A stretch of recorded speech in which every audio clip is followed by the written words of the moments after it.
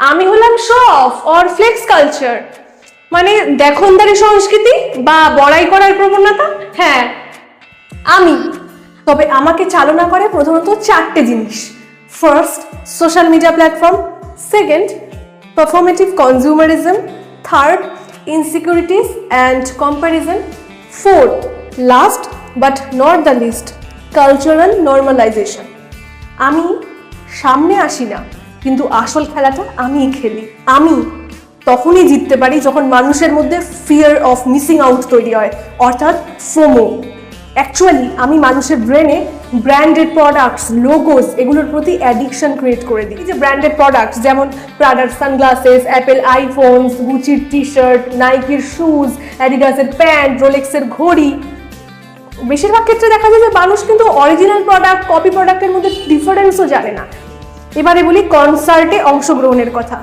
অনেক সময় কার কনসার্টে যাচ্ছি সেটাও জানার দরকার থাকে না, তবুও যাচ্ছি কারণ স্ট্যাটাস দিতে হবে, রিল বানাতে হবে, নিজের টাকা খরচ করে সেলিব্রিটির ট্যাগ কিনে নেব কারণ শো অফ করতে হবে।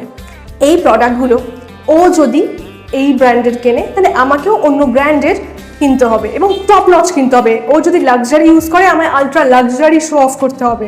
এইটা ট্রেন্ডের উপরে বেস করে হয়।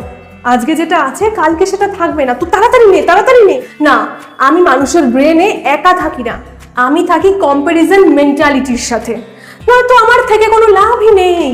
বিষয়টা আসে টু হুইলার, ফোর হুইলারের ক্ষেত্রেও।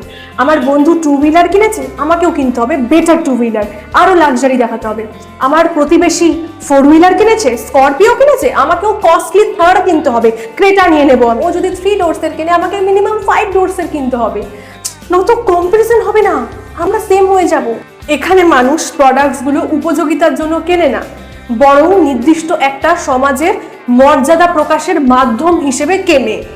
যেমন রেড কালারের একটা সাটনের ক্লথ দিয়ে নতুন ফোর হুইলারটাকে যখন ঢাকা হয়, সেটাকে সরানো হয়, তারপরে পার্টি পুপার যে সেলিব্রেট করা হয়, আর সেইটাকে পুরো বিষয়টাকে ভিডিওগ্রাফার ভিডিও করে এবং শেষে সেটাকে স্ট্যাটাস দেওয়া হয়।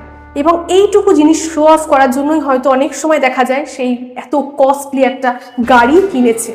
মানুষকে জ্বালাতে হবে তবেই তো মজা। এই ব্যাপারটাকে আমি বাহবা দিই, কারণ আমি এর মেন রিজন। কিন্তু এখানে একটা প্রবলেম চলে আসে হঠাৎ।